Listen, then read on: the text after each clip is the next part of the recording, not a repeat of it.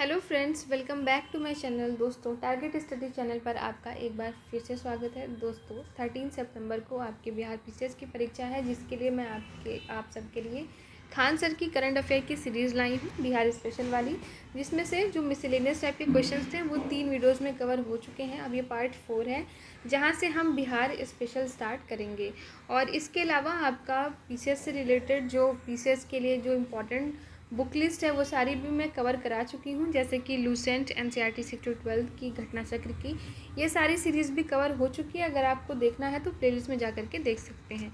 तो चलिए अभी Bihar special current affair start करते हैं। बिहार में महिलाओं को नौकरी में आरक्षण। तो हाल ही में बिहार सरकार द्वारा राज्य की मूल निवासी महिलाओं को नौकरी में 35% आरक्षण और बिहार युवा आयोग की स्थापना को मंजूरी दी गई है। तो कितना परसेंट है? 35%। इसका आप ध्यान रखेंगे। राज्य सरकार की सभी नौकरियों में, किसमें? सभी नौकरियों में बिहार के मूल निवासी महिलाओं के लिए 35% 36 आरक्षण का प्रावधान किया गया है और अन्य राज्यों की महिलाओं को समान श्रेणी में माना जाएगा। ये प्रस्ताव सामान्य प्रशासन विभाग यानी जीएडी के द्वारा लॉन्च किया गया है, इसको भी याद रखेंगे। महत्व क्या है? बिहार की पहली स्थानीय अधिवास आधारित महिला आरक्षण नीति है। दोनों बातों को ध्यान में रखेंगे। नेक्स्ट है बिहार युवा आयोग की स्थापना। तो स्थानीय युवाओं को सशक्त बनाना, शिक्षा और रोजगार के अवसर में वृद्धि करने के लिए इसकी स्थापना की गई है। इसकी संरचना में एक अध्यक्ष होगा, 2 उपाध्यक्ष और 7 सदस्य होंगे। सभी सदस्य 45 वर्ष से कम आयु के होंगे। तो ये इंपॉर्टेंट बात आपको ध्यान में रखनी है। नेक्स्ट है बिहार बना ई वोटिंग लागू करने वाला पहला राज्य। बिहार ने स्थानीय निकाय चुनाव में, कहाँ पर? स्थानीय निकाय चुनाव में मोबाइल फ़ोन आधारित ई वोटिंग प्रणाली लागू करके देश का पहला राज्य बनने का गौरव हासिल किया है। अब मोबाइल ई वोटिंग प्रणाली क्या है? तो ये एक ऐसी तकनीक है जिसमें मतदाता अपने स्मार्टफोन के माध्यम से ही वोटिंग करते हैं। इसमें कितने चरण होते हैं? तो इसमें 3 चरण होते हैं, ये भी याद रखेंगे। पंजीकरण, तो मतदाता एक विशेष मोबाइल एप्लीकेशन पर जाकर के अपना रजिस्ट्रेशन कराएंगे। उसके बाद आर्टिफिशियल इंटेलिजेंस और फेशियल रिकॉग्निशन टेक्निक के थ्रू सत्यापन होगा और उसके बाद फिर आप मतदान कर देंगे। नेक्स्ट है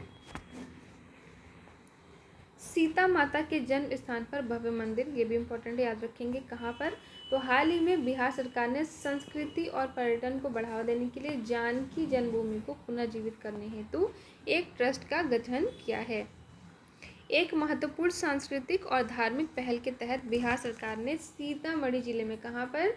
सीतामढ़ी जिले में देवी सीता की जन्मस्थली माने जाने वाले पुनौरा धाम में मंदिर के निर्माण, कहाँ पर? पुनौरा धाम में मंदिर के निर्माण और पुनर्विकास की देखरेख के लिए एक समर्पित ट्रस्ट का गठन किया गया है। तो इसमें इतना ही इम्पोर्टेंट है।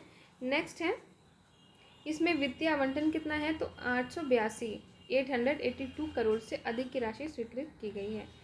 मंदिर का डिज़ाइन देख लेंगे। तो मंदिर का विकास अयोध्या के राम मंदिर की तर्ज पर ही किया जाएगा।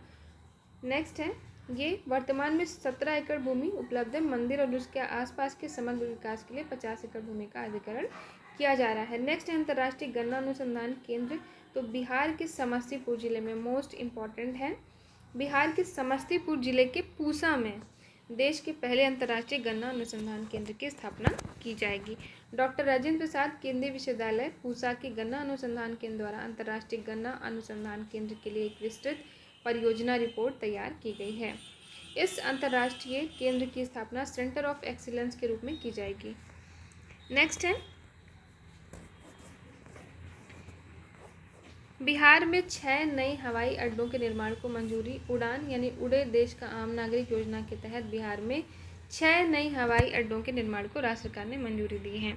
कौन कौन से हैं वो? भौर मधुबनी, वीरपुर सुपौल, वाल्मीकि नगर पश्चिम चंपारण, पताही मुजफ्फरपुर, सहरसा और मुंगेर।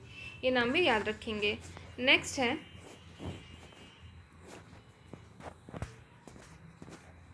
बिहार का पहला परमाणु ऊर्जा संयंत्र। बिहार के बांका जिले में, कहाँ? बांका जिले में राज्य का पहला परमाणु ऊर्जा संयंत्र स्थापित किया जाएगा।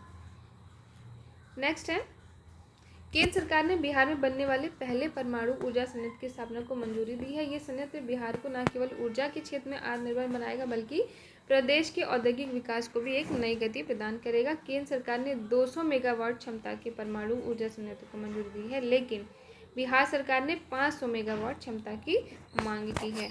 नेक्स्ट है बिहार में गंगा नदी के जल प्रदूषण को रोकने की पहल। तो हाल ही में बिहार सरकार ने घोषणा की है कि राज्य के 17 शहरों का दूषित जल अब गंगा में नहीं गिरेगा। गंगा नदी, जो भारत की सबसे पवित्र और महत्वपूर्ण नदियों में से एक है, दशकों से शहरीकरण, औद्योगीकरण और अनुपचारित अपशिष्ट निपटान के कारण गंभीर प्रदूषण का सामना कर रही है। तो बिहार सरकार ने इस समस्या से निपटने के लिए एक महत्वपूर्ण कदम उठाया है, जिसके तहत 17 शहरों में सीवेज ट्रीटमेंट प्लांट स्थापित किए जा रहे हैं और उनकी क्षमताएं बढ़ाई जा रही हैं। नेक्स्ट है डिजिटल तारामंडल। हाल ही में केंद्र सरकार ने बिहार के 3 जिलों में चंपारण, जमुई और पूर्णिया में अत्याधुनिक डिजिटल तारामंडल सह विज्ञान संग्रहालय की स्थापना को मंजूरी दी है। इसकी कुल लागत 39 करोड़ है और स्थान चंपारण, जमुई और पूर्णिया। ध्यान रखेंगे।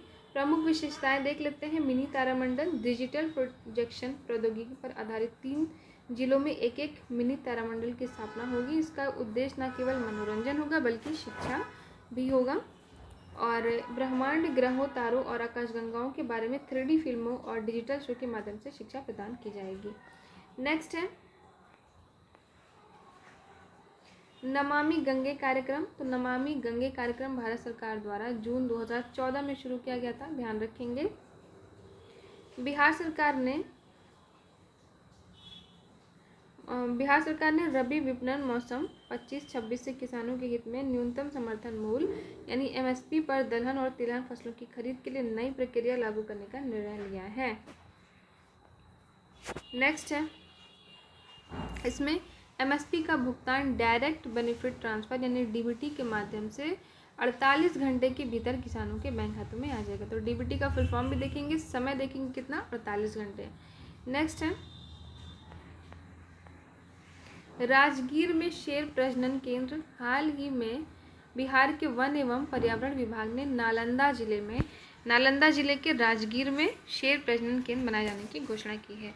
राज्य के वन विभाग के मंत्री सुनील कुमार ने हाल में घोषणा की कि राजगीर जू सफारी में देश का 4था प्रजनन केंद्र स्थापित किया जाएगा। राजगीर जू सफारी में शेरों की संख्या में पिछले 3 वर्षों में दोगुनी वृद्धि हुई है। 3 वर्ष पूर्व यहाँ शेरों की संख्या 5 थी, जो कि बढ़ के 11 हो गई है। नेक्स्ट है व्यापक एवं दीर्घकालिक संरक्षण प्रयासों के माध्यम से एशियाई शेरों के भविष्य को सुरक्षित करने के उद्देश्य से 15 अगस्त 2020 को प्रोजेक्ट लायन की घोषणा की गई थी। ये भी डेट याद रखेंगे। एशियाई शेर, जो कभी पूर्व में पश्चिम बंगाल राज्य और मध्य भारत में मध्य प्रदेश के रीवा तक फैले थे, वर्तमान में केवल गिर राष्ट्रीय उद्यान और वन्यजीव अभ्यारण्य में ही पाए जाते हैं। ये भारतीय वन्यजीव संरक्षण अधिनियम 1972 की अनुसूची 1 में तथा IUCN प्रकृति संरक्षण के लिए अंतर्राष्ट्रीय संघ की रेड लिस्ट में असुरक्षित के रूप में सूचीबद्ध है। ये भी ध्यान रखेंगे। नेक्स्ट है मशरूम उत्पादन में बिहार टॉप पर आ गया है। हाल ही में राज्य के कृषि विभाग द्वारा जारी आंकड़ों के अनुसार मशरूम उत्पादन में बिहार प्रथम स्थान पर है और देश के कुल मशरूम उत्पादन में 12% हिस्से का उत्पादन बिहार में होता है।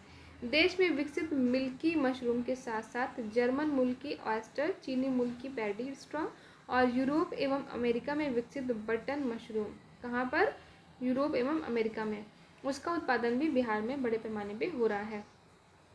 नेक्स्ट है मुख्यमंत्री प्रतिज्ञा योजना। हाल ही में बिहार सरकार ने प्रदेश के युवाओं को वित्तीय सहायता प्रदान करने हेतु मुख्यमंत्री प्रतिज्ञा योजना शुरू की है। इसके तहत कक्षा 12वीं की परीक्षा उत्तीर्ण करने के बाद इंटर्नशिप प्रशिक्षण प्राप्त करने वाले युवाओं को आर्थिक सहायता प्रदान करने का प्रावधान है। इसमें आयु सीमा 18 से 28 वर्ष है। 12वीं कक्षा उत्तीर्ण करने वाले को 4,000 रुपये प्रतिमाह, ITI या डिप्लोमा वाले को 5,000, जबकि स्नातक उत्तीर्ण को 6,000 रुपये प्रति माह वित्तीय सहायता दी जाएगी। प्रतिज्ञा का फुल फॉर्म देख लेंगे। Promotion of readiness, awareness and technical insight for guiding youth advancement. अपने गृह जिले के अलावा किसी अन्य जिले में कार्य करने के लिए आजीविका सहयोग राशि के रूप में 3 महीने तक 2,000 रुपये की अतिरिक्त सहायता भी प्रदान की जाएगी। देश के 10 सर्वाधिक प्रदूषित शहरों में बिहार के 4 शहर शामिल हैं। हाल ही में CREA द्वारा जारी रिपोर्ट के अनुसार देश के 10 सर्वाधिक प्रदूषित शहरों में बिहार के 4 शामिल हैं। इसमें से CREA का फुल फॉर्म क्या है? Centre for research on energy and clean air. 2025 की पहली छमाही के दौरान ये रिपोर्ट जारी की गई है। बिहार के वो 4 शहर कौन से हैं? हाजीपुर, सासाराम, पटना एवं राजगीर। ध्यान रखेंगे। नेक्स्ट है असम मेघालय सीमा पर स्थित बर्नीहाट देश का सर्वाधिक प्रदूषित शहर तथा दिल्ली दूसरे स्थान पर है। नेक्स्ट है सोन नदी जल समझौता। तो झारखंड के रांची में आयोजित पूर्वी क्षेत्रीय अंतर्राज्यीय परिषद की बैठक के दौरान सोन नदी के जल वितरण हेतु बिहार और झारखंड के मध्य एक समझौता किया गया है। सोन नदी के जल वितरण हेतु गृह मंत्री अमित शाह की अध्यक्षता में बिहार और झारखंड के मध्य समझौता संपन्न हुआ है। अब प्रतिवर्ष सोन नदी का 5.75 MAF पानी की प्राप्ति बिहार को होगी। सोन नदी के जल बंटवारे का यह समझौता 1978 के बाढ़ सागर समझौते के फॉर्मूले पर आधारित है, इतना याद रखेंगे। नेक्स्ट है बोधि वृक्ष के बारे में देख लेते हैं। तो हाल ही में बोधगया स्थित पवित्र बोधि वृक्ष को लंबे समय तक संरक्षित रखने के लिए अब वैज्ञानिक दृष्टिकोण से संरक्षण किए जाने की घोषणा की गई है। बोधि वृक्ष जो बौद्ध धर्म अवलंबियों की आस्था का केंद्र है, संरक्षण पर अब सालाना 16 लाख रुपए खर्च किए जाएंगे, जबकि अभी तक केवल 5 लाख रुपए ही खर्च किए जा रहे थे। नेक्स्ट है रासायनिक संरक्षण कैसे होता है। तो प्रथम चरण में कवकीय एवं जीवाणुविक संक्रमण रोकने के लिए कॉपर ऑक्सीक्लोराइड का छिड़काव होता है। दूसरे चरण में कॉपर कार्बोनेट, सोडियम बाइकार्बोनेट आदि को तीसी के तेल में मिलाकर इसके लेप लगाते हैं। तीसरे चरण में माइक्रो न्यूट्रिएंट जैसे जिंक, मैग्नीशियम, मैग्नीशियम, बोरोन आदि का छिड़काव होता है। और चतुर्थ चरण में मिली बग से बचाव के लिए बोधि वृक्ष पर मेलाथियान का छिड़काव। यानी कि चरण याद रखेंगे, कितने चरण में संरक्षण हो रहा है, 4 चरण में। बोधि वृक्ष का ऐतिहासिक महत्व क्या है। तो बोधि का अर्थ होता है ज्ञान, वृक्ष मतलब पेड़, यानी कि ज्ञान का पेड़। बोधि वृक्ष बिहार के गया जिले में बोधगया स्थित महाबोधि मंदिर परिसर में स्थित एक पीपल का वृक्ष है। कौन सा वृक्ष है, पीपल का वृक्ष है। इसी वृक्ष के नीचे 531 ईसा पूर्व में भगवान बुद्ध को ज्ञान की प्राप्ति हुई थी। ऐसी मान्यता है कि सम्राट अशोक की एक रानी तिस्यरक्षिता ने इस वृक्ष को कटवाने का प्रयास किया था, लेकिन वो असफल रही थी। 7वीं शताब्दी में बौद्ध धर्म का विरोधी राजा शशांक ने भी इस वृक्ष की जड़ों में आग लगा दिया। उसके बाद भी ये वृक्ष समाप्त नहीं हुआ था। तो ये कुछ कहानियाँ हैं, ये इम्पोर्टेंट नहीं है। नेट ग्रिड के बारे में देख लेते हैं। हाल ही में नेट ग्रिड के मुख्य कार्यकारी अधिकारी तथा वाणिज्य एवं उद्योग मंत्री पीयूष गोयल ने राज्य पुलिस को निर्देश दिया है कि नेट ग्रिड को अपने सिस्टम का हिस्सा बनाएं।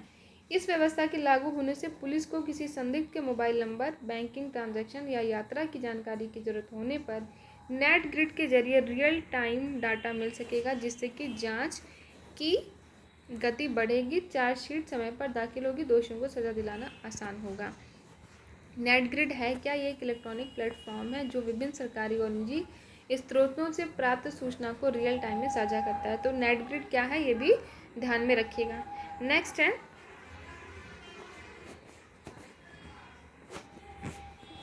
है राष्ट्रीय प्राकृतिक खेती मिशन।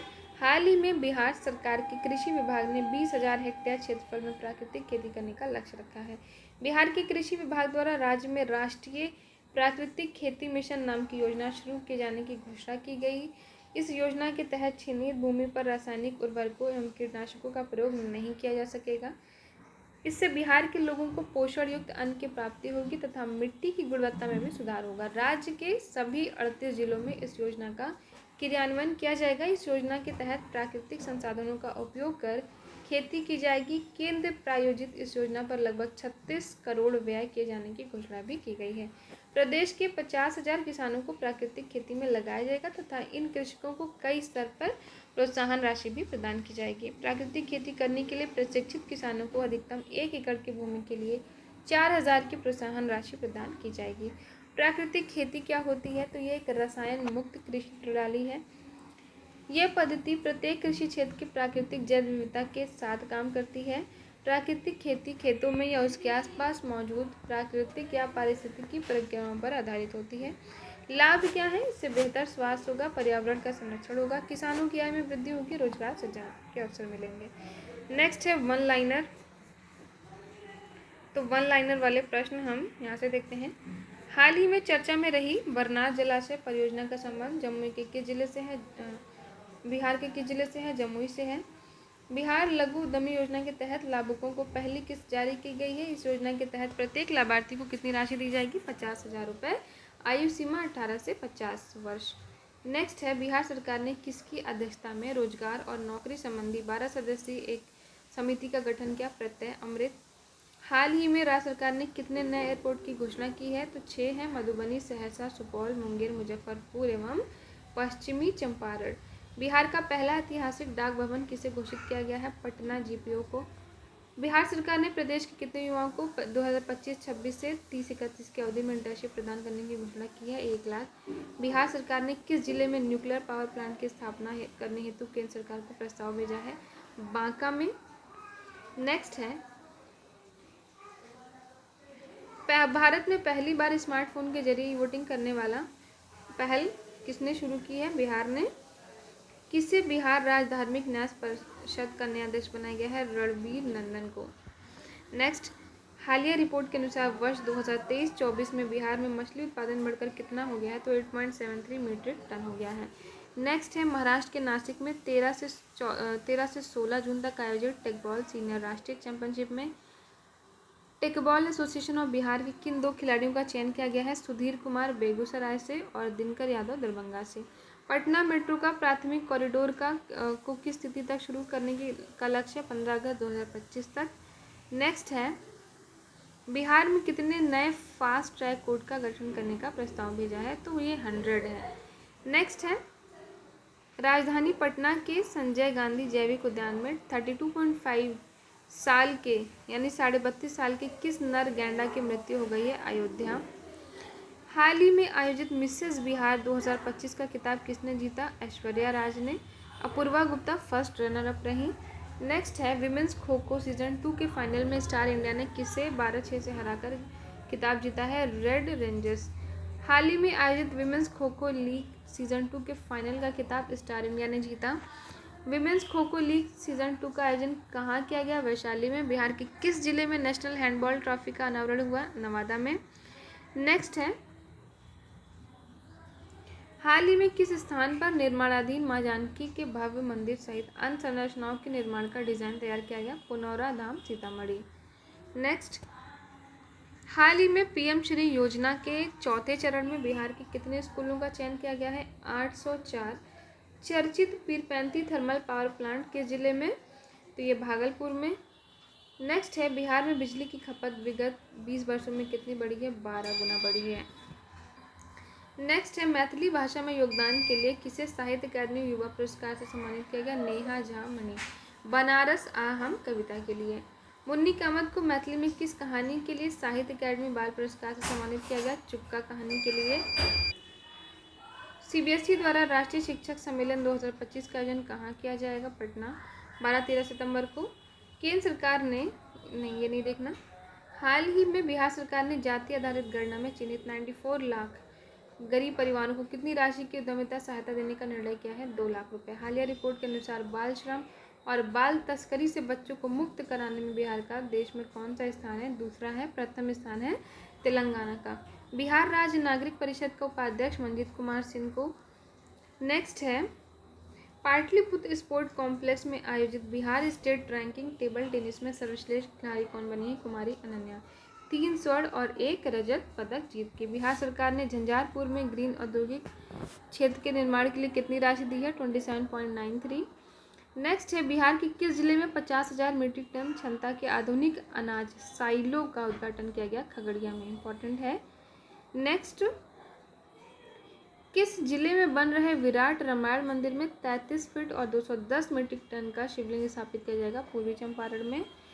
पटना मेट्रो के पहले फेज में कितने कॉरिडोर बनाए जा रहे हैं? 2। नेक्स्ट है, बिहार सरकार ने सामाजिक सुरक्षा पेंशन कार्यक्रम के अंतर्गत वरिष्ठ नागरिकों, विधवाओं और दिव्यांगजनों की पेंशन प्रति महीने बढ़ाकर कितनी कर दी है? 1100 रुपये। नेक्स्ट है, हाल ही में बिहार के विकासशील इंसान पार्टी को कौन सा चुनाव चिन्ह दिया गया? 9। बिहार में प्रशांत किशोर को जन स्वराज पार्टी को कौन सा चुनाव चिन्ह दिया गया है? School bag. बिहार का तीसरा खादी मॉल किस जिला में बनाया गया? पूर्णिया में। हाल ही में किस राज्य में भारत के पहले अंतर्राष्ट्रीय गन्ना अनुसंधान केंद्र की स्थापना की जाएगी? बिहार। इंपॉर्टेंट है। समस्तीपुर जिले के पूसा में। हाल ही में बिहार के किस छात्र का चयन भारत सरकार के सूक्ष्म लघु मध्यम उद्यम मंत्रालय द्वारा आयोजित MSME आइडिया हैकाथन 4.0 में हुआ है? पीयूष राज। तो दोस्तों, इस पार्ट में इतना ही। बाकी का जो करंट अफेयर है वो नेक्स्ट पार्ट में देखेंगे, क्योंकि मैं आपको ये सीरीज़ पार्ट वाइज अपलोड कर रही हूँ।